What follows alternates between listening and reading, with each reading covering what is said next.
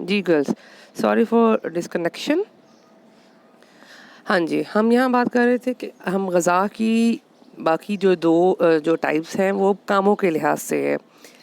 پہلے ہم نے 3 پڑھی تھیں جو ہمیں وہ دے رہی ہیں چیزیں، جو ہم پرووائڈ کر رہی ہیں، یہ کاموں کے لحاظ سے ہے. نفسیاتی، جیسے کہ میں نے ابھی بات کی ہے کہ ہمارا موڈ اچھا ہے تو ہمارا خوراک دیکھ کے موڈ اچھا ہو جاتا ہے. ہمارا کھانا میں پسند نہیں ہے تو ہمارا موڈ خراب ہو جاتا ہے. ٹھیک ہے، ہماری نفسیات کا اثر کرتی ہے. خوراک سے ہمارے موڈ پہ اثر ہوتا ہے. دوسرا ہے معاشرتی میں کیا سوشل. ہم جب کہیں تہوار ہوتا ہے یا کچھ ہے، ہم نے کوئی اچھی خوشی کو سیلیبریٹ کرنا ہوتا ہے تو ہم اپنی خوراک سے کرتے ہیں. تو یہ خوراک کی ایک اور 2 قسم کی اور اقسام ہے کاموں کے لحاظ سے.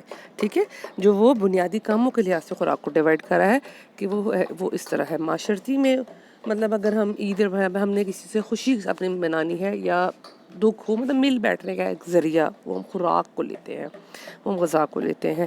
تو یہ بھی دونوں اقسام میں ہی آتی ہیں. یہ میں نے آپ کو کلیئر کر دیا ہے غذا کی اقسام. اچھا، اب اس میں ایک اور چیز آ رہی ہے. ہم نے اب سورسز بھی پڑھ لیے.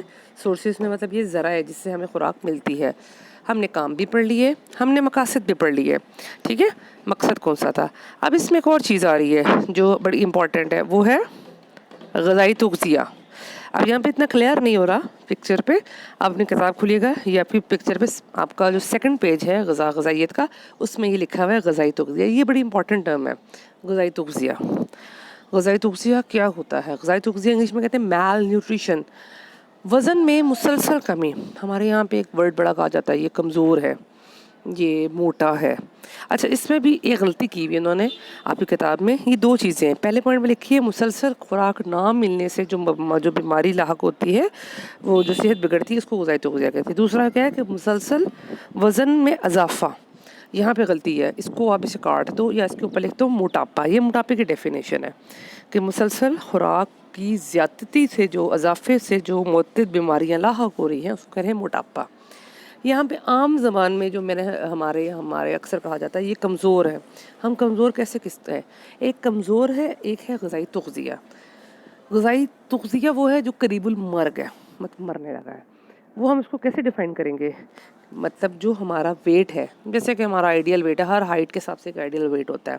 جیسے کہ اگر 55 کلو یا 60 کلو ہمارا ویٹ ہے، اگر 60 کلو ہمارا ویٹ ہے جو ہمیں ایک انٹرنیشنل اسٹینڈرڈ نے بتایا ہوا ہے، جی 5.5 فٹ کی لڑکی ہے، 60 کلو وزن ہونا چاہیے.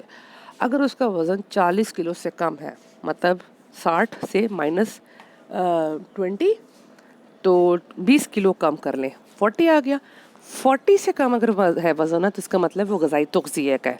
لیکن ان بٹوین 60 to 40، مطلب 60 اور 40 کے درمیان، 50 55، چلو 55 نہیں 45، اگر اس طرح کا ویٹ ہے تو وہ کمزوری میں آتا ہے، وہ غذائی تغذیہ میں نہیں آتا.